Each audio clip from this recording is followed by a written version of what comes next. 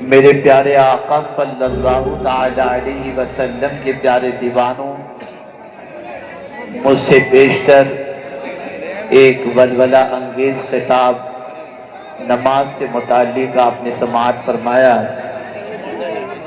میں بھی چاہوں گا کہ تھوڑی دیر نماز سے متعلق کچھ ضروری باتیں آپ کی سماعتوں کے حوالے کرنے کی سعادت حاصل کروں۔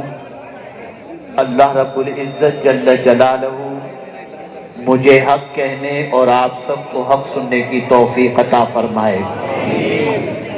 یہاں پر جو رائٹ سائڈ میں کھڑے ہیں اور بٹھانے کی کوشش کرتے ہیں ان کو چھوڑ دیجئے، مت آپ بٹھانے کی کوشش کیجئے، مت شور کیجئے، جو جیسے ان کو کھڑے رہنے دیجئے۔ نہیں آپ چپ رہیے، یا تو آپ بولیے یا مجھے بولنے دیجئے، چپ ہو جائیے نا بس، کوئی کتنا اچھا ماحول ہے۔ کھڑے رہیں گے ان کو تکلیف اٹھا کر کھڑے رہ کر سننا ہے تو سننے دیجئے، آپ چپ رہیے، بس کھڑے رہیے تاکہ تھوڑی دیر کچھ اللہ اور اس کے رسول کی باتیں ہو جائیں، بس ایک دم خاموش۔ ایک مرتبہ درود شریف پڑھ لیں۔ اللہم صلی علی سیدنا و مولانا محمد معدن الجود والکرم وآلہ واصحابہ وبارک وسلم صلاة و سلاما علیک یا سیدی یا رسول اللہ صلی اللہ تعالی علیہ وسلم۔ جزاکم اللہ خیرہ۔ آپ چپ رہے، آپ کا بہت بہت شکریہ، ایسے ہی چپ رہے۔ نماز افضل العبادات۔ ایک چیز آپ سوچیں، دنیا میں اس وقت کوئی بھی ایسا نہیں جو کامیابی حاصل کرنا نہ چاہتا ہو، ہر ایک کامیابی کا متمنی ہے، لیکن آپ سوچیں وہ شخص جو جوانی کی دہلیز پر قدم رکھنے کے بعد مسجد کی طرف رخ نہیں کرتا، وہ شخص جس کا تعلق ایمان سے جیسا مضبوط ہونا چاہیے ویسا نہیں ہے، وہ شخص جس کی زندگی دولت کے انبار کے نیچے دب کر کے گزرتی ہوئی دکھائی دیتی ہے، وہ شخص جس کی زندگی سینما گھروں کے دروازے پر دستک دیتے ہوئے گزرتی ہے، وہ شخص جو نماز پڑھنے والوں کا آج کے دور میں مذاق اڑاتا ہے۔ سچ بتائیے گا، اس کے گھر بھی جب بچہ پیدا ہوتا ہے، اس مسلمان کے گھر جس کا بڑا ہونے کے بعد، جس کے بڑے ہونے کے بعد ایمان سے تعلق تو کمزور ہے، لیکن اس کے گھر بچہ پیدا ہوا تو اس کو ایک ہی چیز کی فکر ہے، خود اذان کہنا جانتا ہو یا نہ جانتا ہو، کسی سے بھی اذان کہلانے کے لیے بے چین ہوگا۔ نام کی فکر بعد میں رکھتا ہے، نام کی فکر اسے پہلے نہیں ہوتی، پہلے فکر ہوتی ہے اذان۔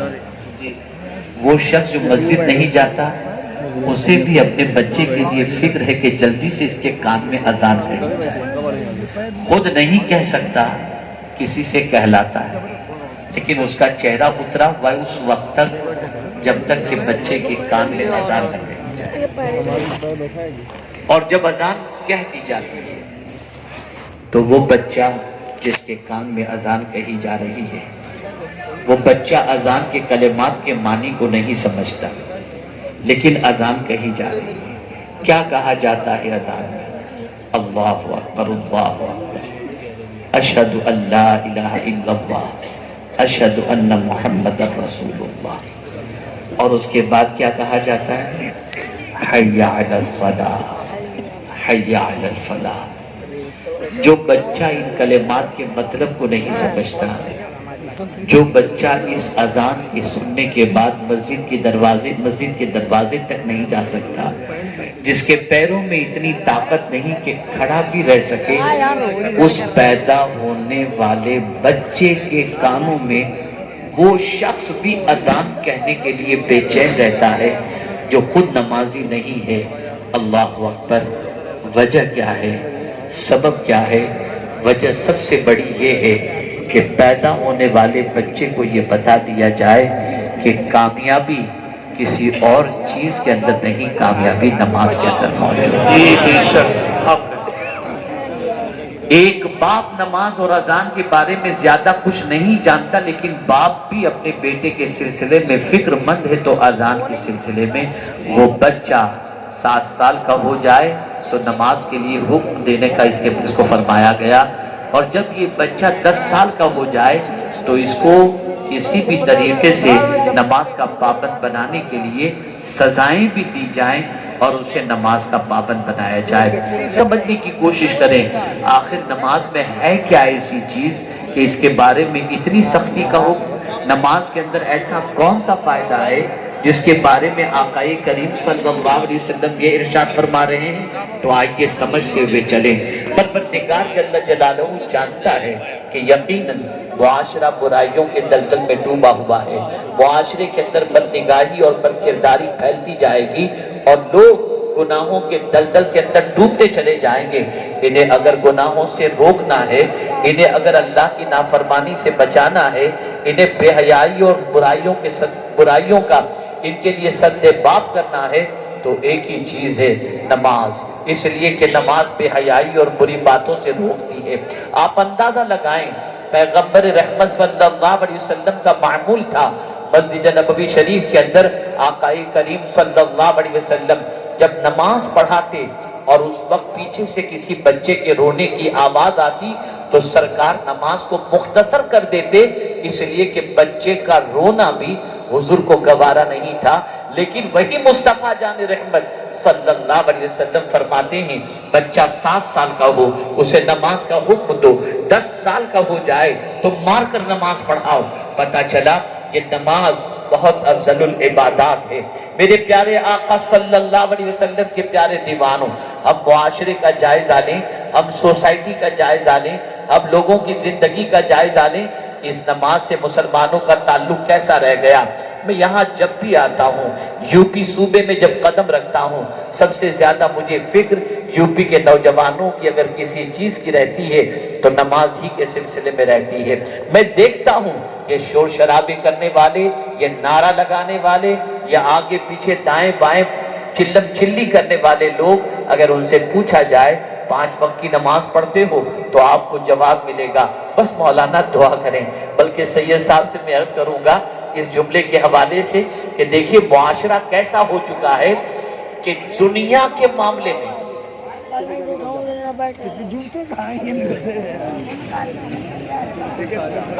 ایک بار درود شریف پڑھ لیں۔ بیٹا تھوڑی سی جگہ دے دو، بیٹھنے کے لیے جگہ دے دو، ایک تو تکلیف ہو رہی ہے، تھوڑا سا ادھر تک کھسک جاؤ تاکہ بیٹھے، جانا ہو تو جانے دیں۔ میں آپ سے پوچھنا چاہتا ہوں، سید صاحب کی بھی توجہ چاہوں گا اور ہمارے علماء کی توجہ اس اعتبار سے چاہوں گا کہ میری بات غلط ہو تو اصلاح فرما دیں۔ کتنا مزاج بدل گیا ہے مسلمانوں کا، کتنا مزاج بدل گیا۔ دنیا کے معاملے میں کم گوارا نہیں، دنیا کے معاملے میں کم گوارا نہیں۔ 100 مل رہے ہیں 200 مل جائیں، 200 مل رہے ہیں 2000 مل جائیں، 2000 مل رہے ہیں 2 لاکھ مل جائیں۔ زیادہ سے زیادہ کی فکر دولت کے معاملے میں، دنیا کے معاملے میں کم گوارا نہیں، اور دین کے معاملے میں کم سے کم، دین کے معاملے میں کم سے کم۔ مولانا دعا کرے بس ابھی تو وقت پڑھ رہا ہوں، مولانا دعا کرے ابھی جمعہ پڑھ رہا ہوں۔ یعنی حیرت کی بات ہے، جس چیز کے اندر سب سے زیادہ کی فکر کرنی چاہیے اس میں آدمی کم کے اندر کمپرومائز کرنا ہے، اور جس چیز کے اندر کم میں کمپرومائز کرنا چاہیے انسان اس کی زیادہ کی فکر کرتا ہے۔ جب سوچ اتنی بودی ہو جائے نا تو پھر نیکی کا جذبہ نہیں ہوتا، پھر گناہی کا خیال پیدا ہوتا ہے۔ جس غوث پاک رضی اللہ تعالیٰ عنہ کی یاد میں یہ محفل سجائی گئی ہے، وہ کم پہ اکتفا نہیں کرتے تھے، کم پہ اکتفا نہیں کرتے تھے، وہ فرض بھی پڑھتے تھے، وہ واجب بھی پڑھتے تھے، وہ سنت موقدہ بھی پڑھتے تھے، غیر موقدہ بھی پڑھتے تھے، نفل بھی پڑھتے تھے، حد تو یہ ہے کہ روزانہ 1000 نفل پڑھا کرتے ہیں۔ جس غوث پاک کی یاد کی محفل میں ہم اور آپ اس وقت حاضر ہیں، وہ روزانہ 1000 رکعت نفل پڑھتے تھے، اور ہم کم سے کم کی فکر کر رہے ہیں، اور دعویٰ کیا کر رہے ہیں؟ غوث کا دامن نہیں چھوڑے۔ آخر یہ جلسے کیوں منعقد کیے جاتے ہیں جانتے ہیں آپ؟ اس کا رواج ہمارے علماء نے کیوں دیا؟ وجہ سب سے بڑی یہ ہے کہ جس بزرگ کے نام سے جلسہ ہو، اس بزرگ کے نقش قدم پر چلنے کے لیے تمہیں ابھارا جائے اور ان کی زندگی تمہارے سامنے پیش کی جائے، تاکہ تم جو ہر رکعت میں دعا کرتے ہو نا، اہدنا الصراط المستقیم صراط الذین انعمت علیہم، ہم کو سیدھے راستے چلا، ان کے راستے جن پر انعام نازل ہوا، ان کا راستہ تم کو پتہ چلے تاکہ ان کے راستے پر تم چل سکو۔ ہمارا حال یہ ہے، دعا تو کرتے ہیں اللہ والوں کے راستے پر چلنے کے لیے، لیکن راستہ ہی پتہ نہیں، راستہ ہی پتہ نہیں۔ پوری توجہ صبح اٹھنے سے لے کر رات کو سونے تک ایک ہی فکر ہے، گناہ دامن میں کتنے زیادہ سے زیادہ ہم جمع کریں۔ کس کے اندر نیکی جمع کرنے کی فکر ہے؟ کس کے اندر نیکی جمع کرنے کا جذبہ ہے؟ آپ ذرا سوچو اور اندازہ لگاؤ، آج سے 50 سال پہلے جو جذبہ نیکیوں سے متعلق تھا، آج وہ جذبہ سرد پڑ چکا۔ آج پوزیشن کیا ہے؟ یوٹیوب ہے، واٹس ایپ ہے، چیٹنگ ہے، پتہ نہیں کیا کیا سوشل میڈیا کے اندر ہے۔ آدمی گناہوں میں ڈوبتا جا رہا ہے، برائیوں میں ڈوبتا جا رہا ہے۔ میرے پیارے آقا صلی اللہ تعالی علیہ وسلم کے پیارے دیوانوں، آج کا باپ یہ چاہتا ہے میرے بیٹے کے قدم نہ ڈگمگائیں، آج کی ماں یہ چاہتی ہے میرے بیٹے کے قدم نہ ڈگمگائیں، آج کا بھائی یہ چاہتا ہے میری بہن کے قدم نہ ڈگمگائیں۔ میرے کریم نے ایک نسخہ عطا فرما دیا، اگر تم چاہتے ہو بے حیائی سے بچ جائیں، اگر تم چاہتے ہو بد کرداری سے بچ جائیں، ان الصلاۃ تنہی عن الفحشاء والمنکر، بے شک نماز بے حیائی اور بری باتوں سے روکتی ہے۔ ہو سکتا ہے کسی کے ذہن میں یہ سوال پیدا ہو جائے، مولانا آپ کہہ رہے ہیں کہ نماز بے حیائی اور بری باتوں سے روکتی ہے، لیکن ہم نے بہت سارے نمازیوں کو دیکھے ہیں عشاء کی نماز پڑھ کر گھر پر آتے ہیں اور رات کو گندی پکچریں دیکھتے نظر آتے ہیں۔ ہم نے بہت ساروں کو دیکھا ہے نماز بھی پڑھتے ہیں اور خیانت بھی کرتے ہیں، نماز بھی پڑھتے ہیں جھوٹ بھی بولتے ہیں۔ مولانا آپ کہہ رہے ہیں کہ نماز بے حیائی اور بری باتوں سے روکتی ہے، لیکن نماز پڑھنے والوں کو دغاباز بھی دیکھا گیا، نماز پڑھنے والوں کو جھوٹا بھی دیکھا گیا، نماز پڑھنے والوں کو بدکردار بھی دیکھا گیا۔ تو نماز انسان کی زندگی میں کیوں انقلاب نہیں پیدا کر رہی؟ تو میں بہت مختصر یہاں کے ماحول کو سامنے رکھ کر کے عرض کروں گا، یاد رکھیں، شاید میری بات آپ کی سمجھ میں اچھی طرح سے آ جائے، میں وقت زیادہ نہیں لوں گا، میں سمجھانے کے طور پر عرض کروں۔ جب سے اللہ نے مرچ کو پیدا فرمائی، اس کی تاثیر نہیں بدلی۔ جب سے اللہ نے برف کو پیدا فرمایا، برف ٹھنڈا ہی رہتا ہے، تاثیر نہیں بدلی۔ جب سے رب قدیم جل جلالہ نے آگ پیدا فرمائی، تاثیر نہیں بدلی، آگ کا کام ہی جلانا ہے۔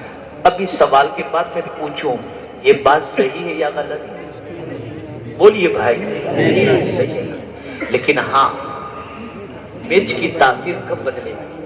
جب مرچ کے اندر ملاوٹ پیدا ہو، جب مرچ کے اندر ملاوٹ پیدا ہو جائے گی تو تاثیر بدل جائے گی۔ نماز ہم بھی پڑھتے ہیں، لیکن ہمارے وضو میں ملاوٹ، ہمارے غسل کا ٹھکانہ نہیں، ہمارے ارکان صلاح سے عدم واقفیت کی بنیاد پر سجدے میں جتنی انگلیاں ٹکنی چاہیے اس سے ہم واقف نہیں۔ جب یہ ساری چیزیں اس کے اصول و ضوابط کے مطابق نہیں ہوتی تو نتیجہ یہ ہوتا ہے کہ نماز اس کا اثر اور نماز کی جو تاثیر ہونی چاہیے وہ ہماری زندگی میں نظر نہیں آتی.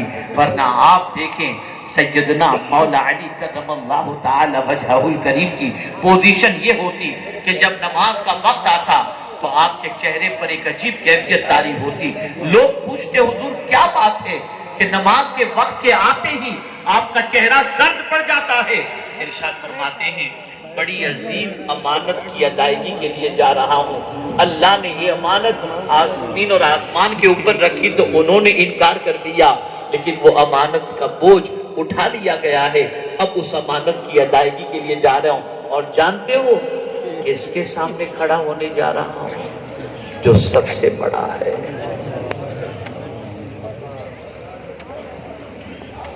پیروں میں تیر لگا ہے، جب نکالا جاتا تکلیف ہوتی. فرمایا گیا جب میں نماز پڑھوں تیر نکال لینا، پتہ نہیں چلے گا. حالت نماز میں تیر نکال لیا گیا، مولا علی کو پتہ تک نہ چلا. کیوں؟ کیا وجہ ہے؟ کیا سبب ہے؟ سبب سب سے بڑا یہ ہے کہ وہ نماز کو نماز کے طور پر پڑھتے ہیں. نماز کے